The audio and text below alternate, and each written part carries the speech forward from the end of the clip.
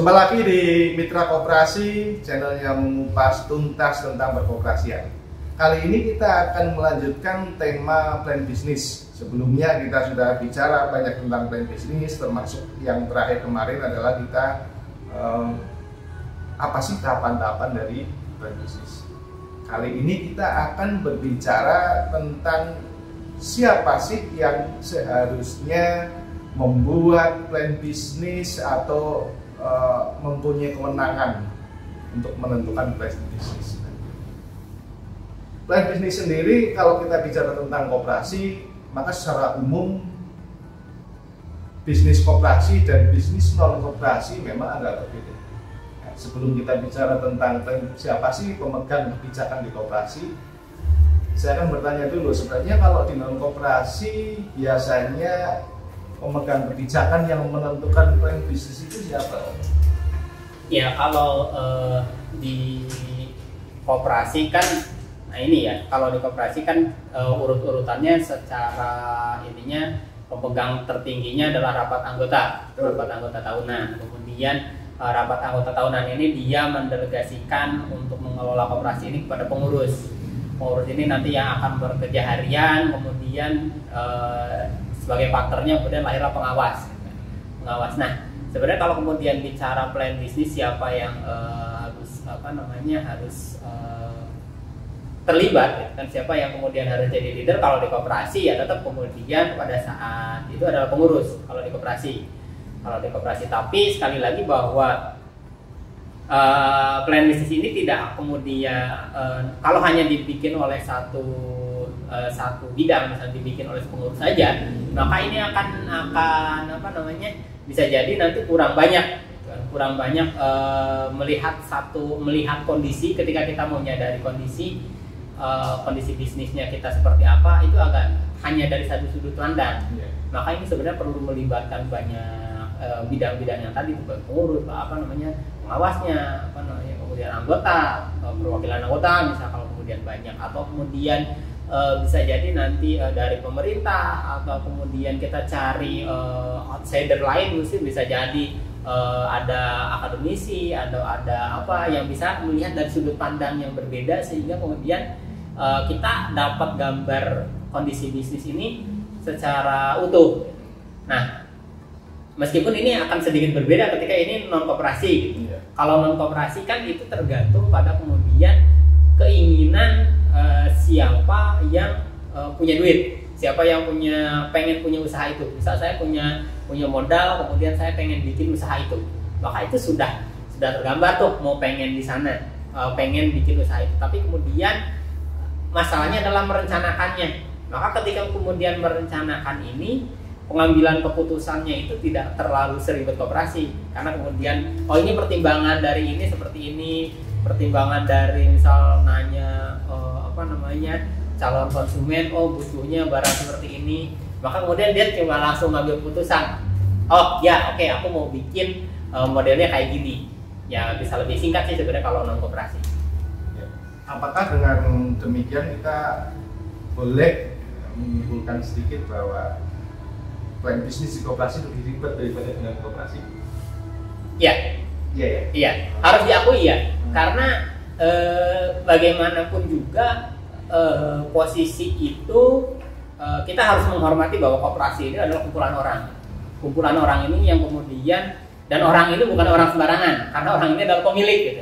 Nah, karena kemudian dia pemilik, anggota itu adalah pemilik, anggota itu adalah pengelola, anggota itu adalah pengawas, anggotanya itu juga adalah pemodal, dan anggotanya itu adalah juga pengguna.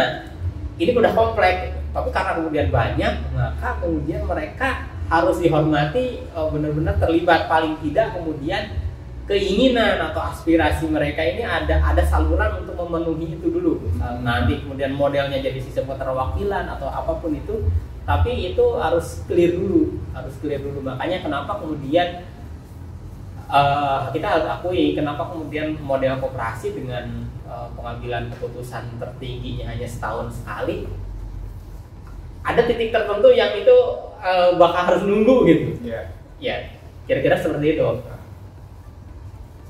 Berarti kalau di koperasi ketika ini pengurus nih punya rencana, dia sudah membuat plan bisnisnya, sudah selesai nih sampai tahap final. Apakah harus diketok palu oleh anggota dalam rapat anggota tahunan atau ada pola lain selama ini kalau di lapangan? Nah, sebenarnya posisinya gini, secara secara struktural kan sudah dimandatkan gitu kan, sudah dimandatkan bahwa pengurus inilah dia yang akan kemudian mengelola jalannya koperasi, maka sebenarnya sah aja kalau kemudian itu mengambil keputusan. Hanya masalah keputusan misalnya sifatnya itu jangka panjang dan strategis, misalnya itu kita akan bikin bisnis baru nih, itu sah saja kemudian pengurus kemudian mengambil keputusan itu. Hanya saja kemudian pada proses itu maka tetap kemudian harus melibatkan pada saat proses perencanaannya, pada saat merencanakan mau bikin itu, maka tetap kemudian anggota pun harus tahu bahwa pengurus akan merencanakan ini dan lain sebagainya. Tapi di titik tertentu bisa jadi memang kalau memang itu keputusan itu, misal contoh sederhana, oh ini peluang ini harus diambil cepat karena ini kalau tidak diambil udah ini nih expired, expired saja, jangka waktunya sudah nggak ini lagi. Maka bisa jadi kemudian pengurus ngambil opsi, oke, saya sebagai pengurus sudah dapat amanah dari anggota, saya akan melakukan bisnis ini. Mungkin bisa jadi bisnisnya jangka pendek, gitu. Sebulan 2 bulan itu sudah menghasilkan dan sudah balik gitu kan. Modelnya misal project atau kemudian pengadaan dan lain sebagainya. Maka posisi itu ya tetap kemudian sah-sah saja diambil ini. Tinggalkan nanti bagaimana kemudian siapapun yang kemudian mengambil keputusan itu, ya tentunya dalam hal ini kalau di koperasi adalah pengurus, maka pengurus lain nanti akan mempertanggungjawabkannya. Ya, dalam artian memang bisa ya. Iya. Pengurus koperasi karena dia kan memang diamanai oleh anggota ya. Iya. Mempunyai kewenangan untuk menentukan bisnis koperasi. Nah, tetapi ada juga beberapa koperasi yang memang tidak berani. Iya. Pengurusnya nggak berani. Iya. Wah, saya harus menunggu nih rapat anggota tahunan. Iya. Sehingga mungkin ini bisa sedikit membuka informasi dan pengetahuan bahwa ini sebenarnya boleh dengan catatan yaitu dia berani mempertanggungjawabkan. Iya. Dengan kata lain, pengurus dalam hal ini juga harus sangat memahami analisa-analisa untuk membuat plan bisnis. Betul. Berarti memang kita harus menambahkan satu lagi kemampuan pengurus ya, skill pengurus. Bagaimana kemudian? Iya, betul. Betul. Karena memang posisinya, jadi boleh saja gitu kan. Tapi memang masalahnya gitu kan, ya banyak gitu kan sebenarnya. Kemudian pengurus ini merasa takut untuk mengambil keputusan yang itu misal kecenderungannya, wah ini melibatkan modal yang besar nih gitu kan, saya nggak berani ngambil keputusan, takut nanti jadi pertanyaan, takut nanti gagal dan akhirnya dan ketakutan lainnya. Maka itulah salah satu yang kemudian ya sudah koperasi itu akhirnya di segitu-gitu aja gitu kan. Maka sebenarnya tapi ada juga terkadang di sisi lain ada pengurusnya yang agresif, yang kemudian wah itu peluang hajar tapi dia juga tidak mempertimbangkan daya dukung pasukannya nih siap atau enggak, akhirnya gagal gitu kan. Kemudian koperasinya tidak bisa tidak bisa bertanggung jawab karena prosesnya tidak terlalu cepat mengambil rencana dari tidak teranalisis dengan matang. Maka akhirnya kemudian ya gagal juga operasinya. Ya ada beberapa yang kemudian posisinya seperti itu. Nah, memang butuh kepemimpinan yang bijaksana ketika melihat ini satu peluang, maka dia harus merencanakan seperti apa. Kemudian, oh ini peluang ini harus diambil dulu atau kemudian peluang mana yang kemudian kita belum mampu nih. Kita ambil yang ini, atau kalau kemudian kita belum mampu ngambil semua, sudah kita ambil sebagian dulu deh gitu kan. Jadi kalau di perusahaan koperasi kan memang mereka ada yang memiliki tim khusus. Ya. Khusus merencanakan bisnis atau membuat bisnis baru ya. Ini dalam istilahnya adalah business development. Tetapi koperasi belum punya. Ya. Pertanyaan saya begini, jika kemudian karena kita sepakat bahwa penguruslah yang bertanggung jawab ya, masuk juga pembuatan plan bisnis. Itu dalam sebuah koperasi contohnya memang harus diperlukan plan bisnis, sementara pengurus tidak mampu. Apa yang dilakukan oleh pengurus? Ya, Maka ketika kemudian itu tadi, ketika kemudian pengurus merasa tidak mampu dalam arti posisinya kemudian mungkin sebenarnya bukan tidak mampu secara total ya, sebenarnya dia sudah punya kemampuan, tapi itu memerlukan pertimbangan lain, maka satu-satunya cara adalah ketika kemudian koperasi sudah merencanakan satu plan bisnis dan itu kemudian peluang itu ada di tengah jalan gitu kan. Peluang itu ada di tengah jalan sehingga kita belum merencanakan pada saat rapat anggota tahun kemarin itu belum ada, tapi ini harus kita ambil. Maka plan bisnis atau rencana studi kelayakan bisnis seperti yang kita pernah bahas di yang sebelumnya, maka posisi itu akan menjadi landasan. Nah, maka kemudian bagaimana kemudian untuk melakukan itu? Maka pengurus nanti tinggal kemudian dia harus membuat studi kelayakan bisnisnya ini benar-benar sudah terencana, gitu, sudah jadi matang.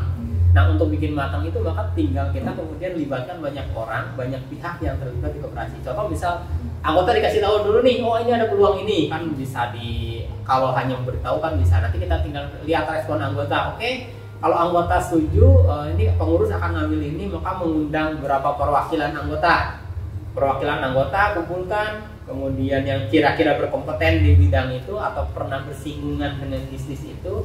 Kemudian pengawas, kemudian manajemen, kalau misalnya sudah ada kru di bawah pengurus, kemudian pemerintah kalau memang perlu gitu kan, kalau memang perlu pemerintah, atau kemudian ya itu tadi saya di awal bilang mungkin kalau perlu mengundang siapa, akademisi, mengundang peneliti, atau mengundang mana yang kemarin pernah dia punya pengalaman di bidang ahli di bidang itu kan, tinggal ditanya nih. Jadi ketika kemudian ini jadi maka meskipun ini belum ketok di di RAT misalnya, harus diketoknya nanti, tapi ini sudah bisa dipertanggungjawabkan karena sudah dilihat secara matang.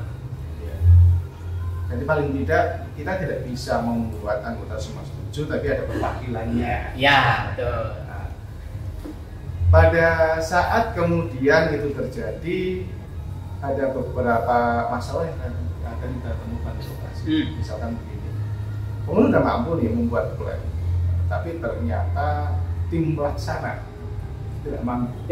Tadi berkaitan dengan bahwa kita harus memahami kondisi. Iya. Nah, jika kemudian hal seperti itu terjadi, sebenarnya apa sih yang harus dilakukan oleh pengurus? Saya punya pengurus kebetulan punya ide yang banyak sekali, gitu kan. Sementara manajemennya terbatas. Apa yang dilakukan?